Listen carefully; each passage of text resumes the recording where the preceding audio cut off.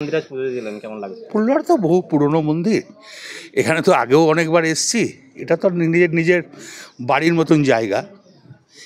যখন আমরা দলে পাড় আসি নাই তখন থেকে তো লাভপুর আসা, তো এই কারণেই ফুলবাড়িতে মা মা ঠিক আছে।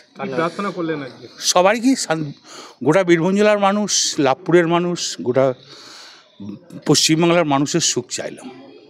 তা বলছি, অমরপুর অঞ্চলের সিন্ধুপুর অঞ্চলের অঞ্চল সভাপতি খুন হয়েছে, 3 দিন পার হয়ে খুব গেল, প্যাথেটিক। এখনো গ্রেপ্তার হয়নি, কি বলবেন? সেটা দেখছি, নিশ্চয়ই এখানকার এমএলএ নিশ্চয়ই পুলিশকে বলেছে, গ্রেপ্তার হওয়া তো 100 বার উচিত।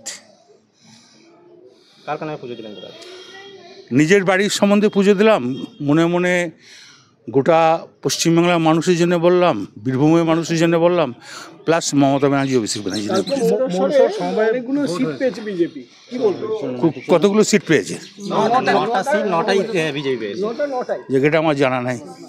দাদা, ব্যাপক পরিমাণে টাকা এই মন্দিরে দান করেছে মুখ্যমন্ত্রী, কেমন দেখবেন?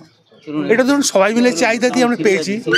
যেমন ধরুন ব্লক প্রেসিডেন্ট তরুণ, মান্নান, শোভন, প্রবীরদা, এরা যখন আগে থেকে 11 সালে এসছিলাম তখনই এরা বলেছিল যে মন্দিরে উন্নতি করতে হবে। তা বীরভূম জেলায় যত মন্দির আছে, যত সতীপীঠ আছে, সব জায়গায় দেওয়া হয়েছে, শুধু এখান বলে নয়। ঠিক আছে।